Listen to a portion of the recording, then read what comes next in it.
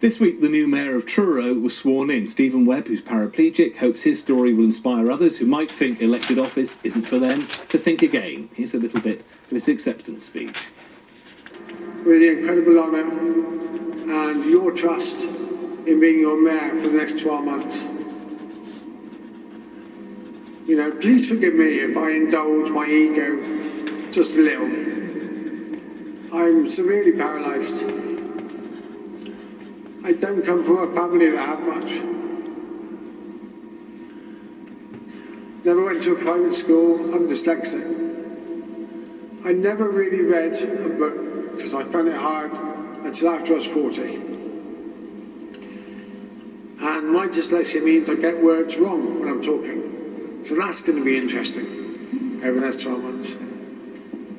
And with all those issues, I'm sat here as Mayor of Truro.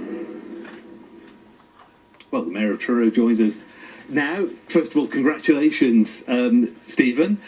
I've had a look at your website and you talk about some of the extraordinary challenges you've encountered, and you modestly say that's basically life. No matter how bad things sometimes appear to be, there will be a gift. There is a gift in everything.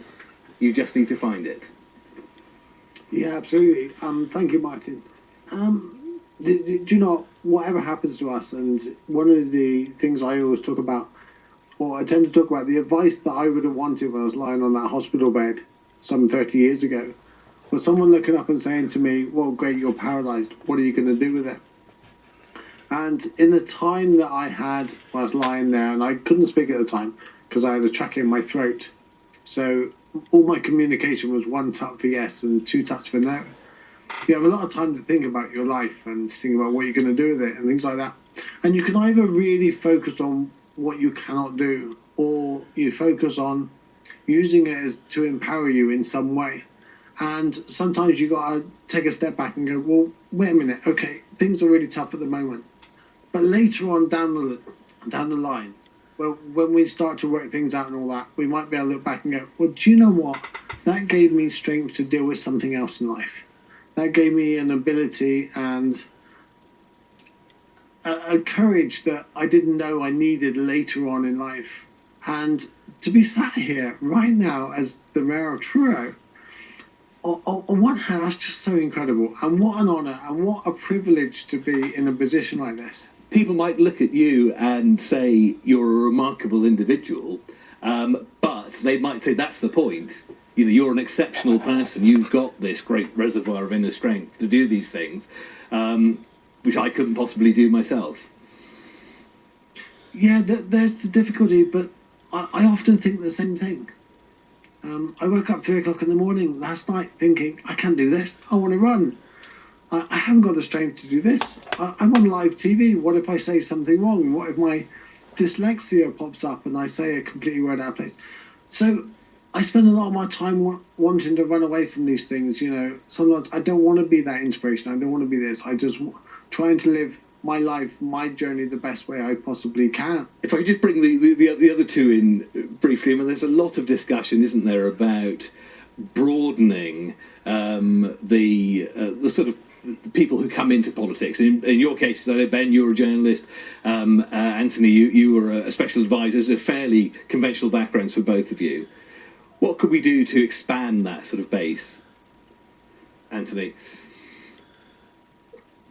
It's a great question. I have to say congratulations to Mayor Webb and to his amazing speech.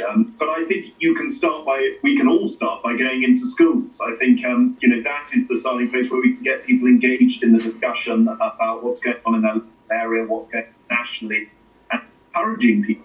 I mean, this is without doubt the best thing I've done in my life. And I love being a representative of Totnes and South Devon and trying to help people. And if we encourage more people and make them aware of how it operates and what goes on, then I think we'll be able to attract even more people, because it can be as simple as starting off with sending a letter, and that gets on the road to being able to stand for local elections or for national elections, and that's something that is wholly worthwhile. And Ben, your tips as almost our longest standing MP. Well, Parliament has actually become a lot more diverse over the 25 years I've been there, but there's real problems still with disability. I mean, Robert Halfon, I think, is the only MP I can think of at the moment who uses a wheelchair. He's the chair of the Education Select Committee. A former colleague of mine, Anne Begg, who was also in a wheelchair, lost her seat. We have massive challenges in all our parties, I think, to attract more disabled people and people like Stephen. And I think Stephen is, first of all, it's a fantastic achievement, but also you are a great role model. And hopefully examples of people like you in local government will help encourage more people come forward. But Parliament has to make itself much more user-friendly for people who face challenges like that. It's not a great place if you're in a wheelchair, and that needs to change. And Stephen, I've got one final question before we finish. It's probably an obvious one, but any chance come the next general election you'll be trying to join them at Westminster?